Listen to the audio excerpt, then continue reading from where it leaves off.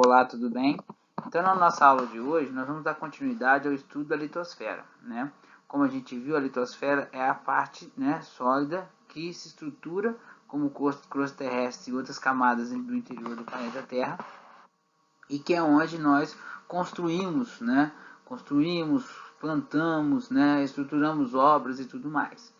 Bem, estudar a crosta terrestre tem essa importância nesse sentido. Nós já vimos até aqui a estrutura interna da crosta terrestre, como também nós já vimos as questões dos fenômenos que ocorrem, né, no interior da crosta e acabam impactando a nossa vida, como a deriva dos continentes, que não impacta tanto, né, mas como vimos, os terremotos e vulcões em regiões onde eles ocorrem afetam muito o espaço geográfico e a vida dos seres humanos. E, mais na verdade, o estudo da litosfera, e principalmente no interior do planeta Terra, se conclui quando nós falamos do estudo do relevo, que é a porção, né, da litosfera que realmente nos interessa. Tá? Que nos interessa, porque é no relevo, é na estrutura da crosta terrestre, principalmente o relevo continental, que é o que a gente vai falar aqui hoje, que a nossa vida acontece. Né? É o espaço que nós, seres humanos, modificamos e impactamos também, de certa forma. Tá? Como nós podemos ver, o Petrópolis, por exemplo, que é uma cidade de relevo muito acidentado, né? Com grandes oscilações entre serras e vales, a gente sabe que em períodos de chuva nós temos impactos muito fortes, principalmente com até perda de vidas, como aconteceu em 2011. Mas, afinal, o que é relevo?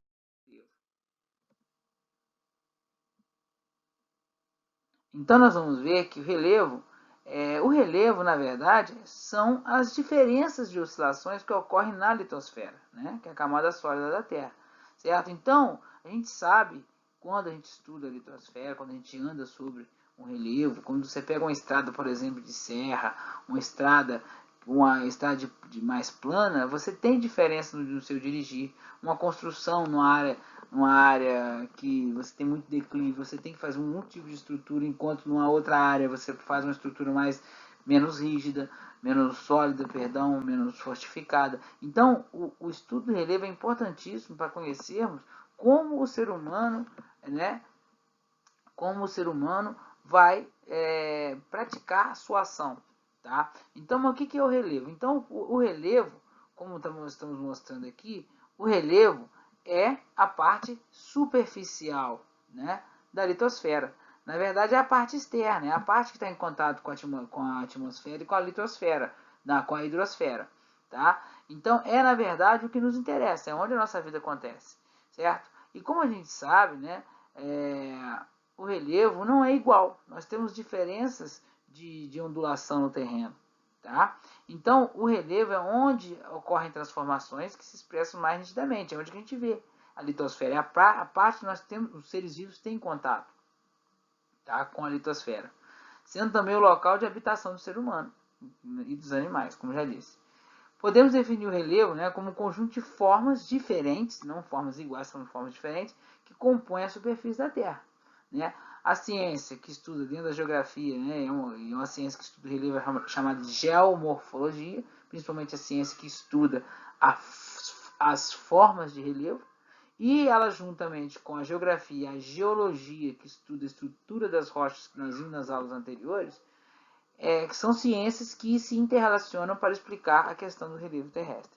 Então, essas diferenças de relevo, que é a superfície, né, como foi citado, é a superfície do planeta, né, são as ondulações diferentes, né, áreas altas, áreas baixas, áreas profundas, áreas planas, né, essa diferença que a gente chama de relevo. Tá? Aqui tem um esqueminha, como a gente pode ver, que mostra, né, essas diferenças. Tá? Mas eu vou falar melhor. Né, e o relevo tem vários nomes. Né? Mas nós vamos ver que nós temos 4 nomes principais do relevo, que vão variar de uma região para outra, ou de um país para outro, mas eles vão ter uma definição técnica em 4 nomes. Tá? Então vamos continuar. Então, a superfície da Terra não é igual, como eu já disse. Né? A geomorfologia, né, define 4 tipos, né, 4 tipos de relevo de acordo com a sua forma. Nós vimos no vídeo, um vídeo que eu postei do YouTube, que a geologia classifica o relevo, que aí você tem uma classificação pela sua estrutura, né, em 3 grandes formações geológicas, que são os maciços antigos, né, os dobramentos modernos e as bacias sedimentares. Quando eu estou falando dessas 3 que nós vimos nas aulas anteriores, nós estamos falando da composição.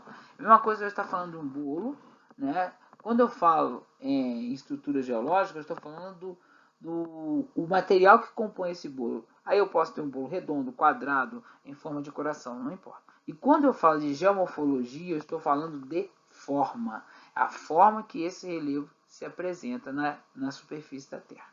Então, de acordo com a forma, geomorfologia, né, nós temos 4 tipos de relevo, tá? Que são eles: as montanhas, né?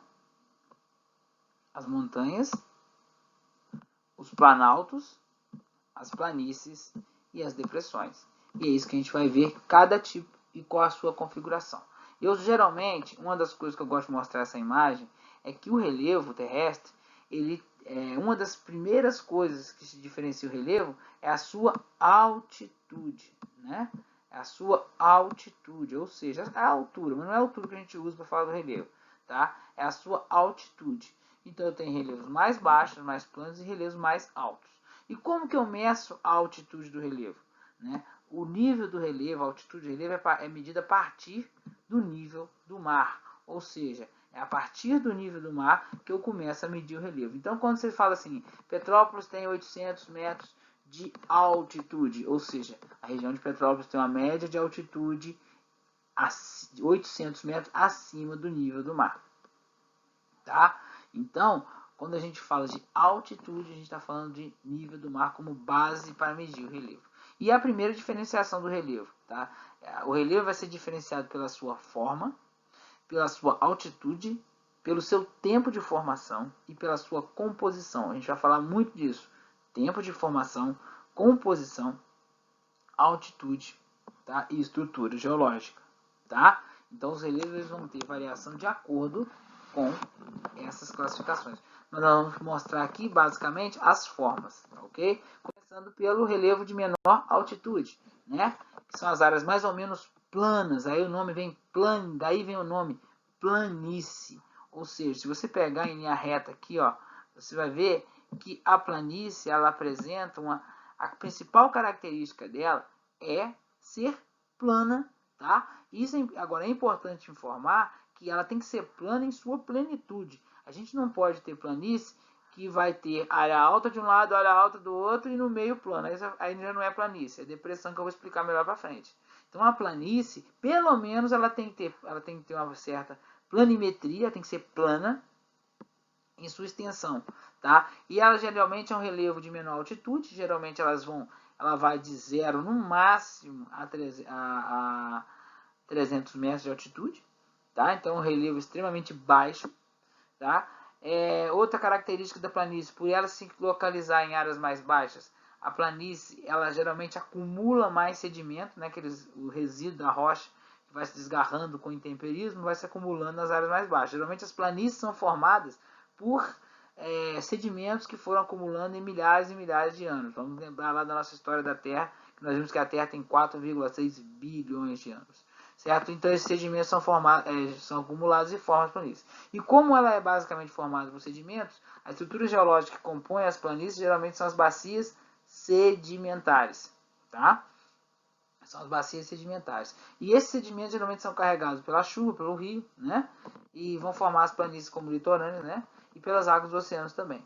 Tá? Então, características da planície: acúmulo de sedimento, baixa altitude e principalmente o nome dela diz tudo: plana. Ela é baixa e ela é plana, é praticamente reta. Se você pegar uma estrada, geralmente de uma área plana, a estrada não vai ter curva, tá?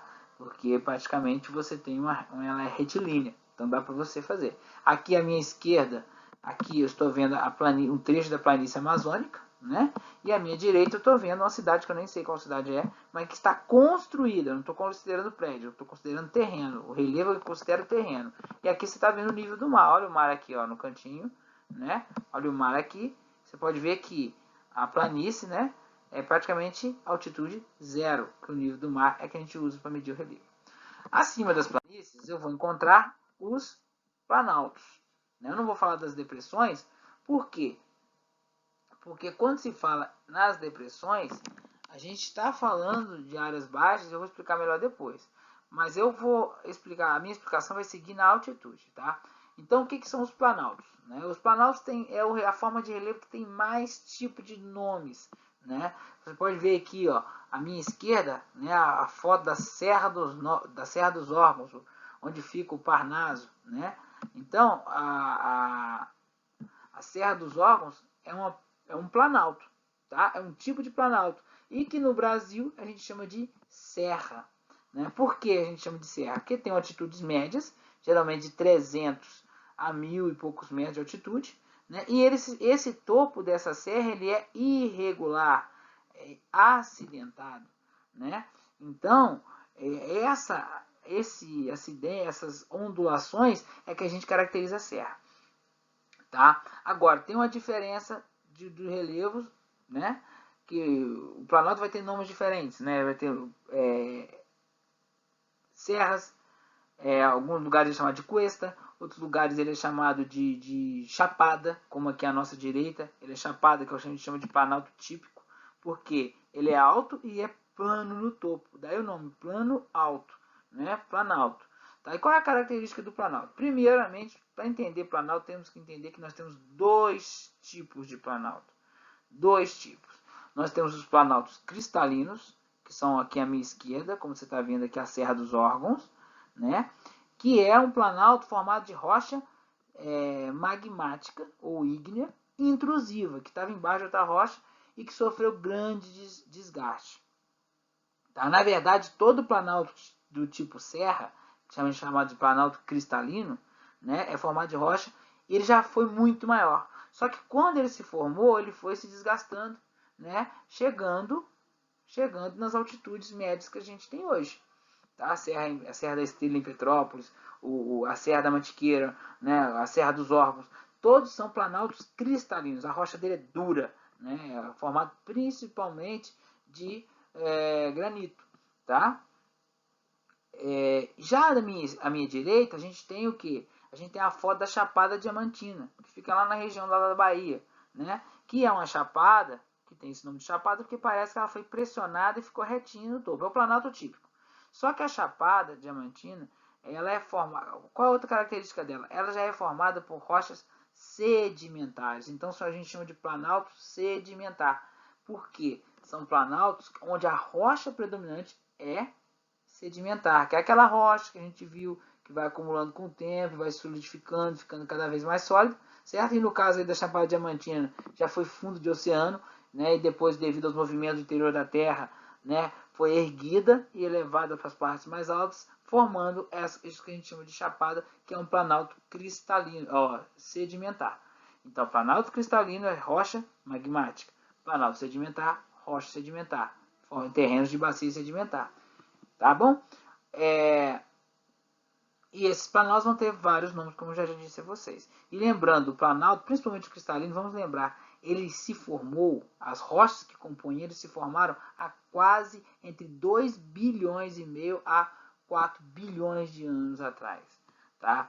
Então é muito tempo exposto a chuva, sol, vento. Tá? E muitos outros agentes do relevo, que é o nosso próximo assunto, né? E por isso ele apresenta-se bem menor do que as montanhas. No Brasil é comum chamar essas serras de montanha, mas o Brasil tecnicamente não tem montanha. Montanha é geralmente acima de 3 mil metros de altitude, tá? Mas a gente chama popularmente de montanha sim, né? Faz prática de montanha e tudo mais. Mas planalto é planalto, montanha é montanha, tá bom? Próxima forma de relevo são as depressões. Quando a gente fala em depressão, a gente lembra logo de uma doença ou de um estado de uma pessoa, né? Que é aquela pessoa que está para baixo, está triste, né? Agora, vamos pensar o seguinte: você pensa uma pessoa que está com depressão, você só percebe que ela está com depressão porque você a compara com as pessoas ao seu redor, certo? Então, você tem lá aquela pessoa que está triste, você compara com a pessoa ao seu redor. Então, o que acontece? Se todo mundo estiver triste, você não vai perceber aquela pessoa, né? Mas se você, todo mundo em torno está tranquilo, está alegre e tudo mais, aquela pessoa se destoa, você chama a sua atenção. E o relevo depressão é a mesma coisa, só que a gente fala de altitude. Né? O que é a depressão? A depressão são as áreas mais baixas, né, perto de um relevo mais alto em seu entorno. Né? Então aqui vocês estão vendo que eu estou fazendo esse desenho. Aqui você tem o Grand Canyon, que é uma área de planalto sedimentar. Mas onde está passando este rio aqui é uma área de depressão, porque é uma área mais baixa perto de outras mais altas. Aí você fala assim, professor, mas o senhor não falou que essa foto à minha direita é da Chapada de Planalto? Sim, a foto ainda predomina o relevo de Planalto. Mas esta área mais baixa que eu estou destacando aqui é o que nós chamamos de depressão. Então a depressão é uma área mais baixa perto de outras mais altas. Aí nós vamos ter dois tipos. Nós vamos ter a depressão relativa, que é aquela que vai ser acima do nível do mar, e uma depressão absoluta, que é a área mais baixa perto de outras mais altas vai ser abaixo do nível do mar, como por exemplo o Mar Morto e a região da Holanda nos Países Baixos. Então a área fica abaixo do nível do mar. Tá? Geralmente as depressões diferenciam, algumas vezes são confundidas com as planícies, só que as depressões elas são mais antigas e predomina o desgaste do que a sedimentação, ao contrário das planícies. Tá? Ok? E geralmente você também tem, por exemplo, a Posse, Petrópolis, é uma região de depressão, a região do Vale do Rio. Todo o Vale de Rio é uma depressão, na maioria das vezes relativa. Tá bom? E por fim, o relevo, né, que apresenta as maiores altitudes, que são as montanhas. Né? Quando a gente fala de montanha, logicamente a toda poderosa está à minha esquerda aqui, que é o Monte Everest, né? Que está aqui, né? É o Monte Everest, tá? E qual é a característica da montanha? Primeira delas, elevadas altitudes. Há cientistas que classifiquem qualquer altitude acima de 300 metros como montanha, mas para ser montanha, a altitude não é um dos principais fatores, tá? Para ser montanha, levamos em consideração outros fatores, tá? Mas o primeiro deles é a altitude, tá? Eu considero montanha mesmo a partir de 2.000, 3.000 metros de altitude, porque aí é uma altitude bem elevada, tá? Mas, para ser montanha também, você tem que ver a sua formação. Geralmente as montanhas são formadas por que a gente chama de dobramentos modernos, tá? Por que são modernos? As montanhas atuais, Everest, que a gente está vendo aqui na foto à esquerda, a Cordilheira dos Andes da América do Sul, que é aqui a foto da direita, o Himalaia, que o Everest está junto com o Himalaia, né? As montanhas rochosas nos Estados Unidos, os Alpes na Europa, são todas cadeias de montanha que se formaram há mais ou menos 65 milhões de anos. Aí você vai falar assim, professor, mas 65 milhões de anos é muita coisa. Mas se você comparar as montanhas com a formação do Planalto, aquele dedo de Deus que eu já mostrei na foto anterior, o dedo de Deus ele é de 2 bilhões e meio a 4 bilhões de anos. Então, quando as montanhas atuais começaram a se formar, o dedo de Deus estava embaixo de outras rochas se desgastando há muito tempo. Tá? Por isso que os planaltos são mais baixos e as montanhas são mais altas. Porque os planaltos sofreram mais desgaste, as montanhas sofreram menos desgaste, porque estão menos expostas à ação dos agentes do relevo. Tá bom? E outro fator importante de levar em consideração é que muitas montanhas e muitos planaltos, principalmente o planalto cristalino, têm a mesma formação. Tá? Geralmente dobramentos também, só que o tempo de exposição à atmosfera, aos agentes do relevo, é muito diferente. Né? É muito diferente. Tá? E geralmente as montanhas, como eu falo, são chamadas montanhas são jovens. Eu também tenho montanhas formadas por vulcanismo, pelo vulcão, né? Onde eu tenho o vulcão que vai tendo erupção e vai se aumentando, vai passando os milhares e milhares de anos, o vulcão vai aumentando. São as montanhas vulcânicas. Mas as montanhas mais altas são as montanhas de dobramento. Outro ponto importante, quando eu tenho várias montanhas próximas umas às outras, eu formo o que a gente chama de cordilheira. É igual a foto da direita aí, onde a gente tem a Cordilheira dos Andes, que é a montanha mais extensa do mundo, tá? Mas o Everest também está no Himalaia, que é a cordilheira de montanhas, tá? A cordilheira com maior altitude, tá? E ocupa maior área, tá, gente? Então as montanhas sofreram pouco desgaste, pois se formaram recentemente, por isso apresentam elevadas altitudes. Tá? Então, um grande abraço a todos. Essas foram as formas de relevo. e até mais.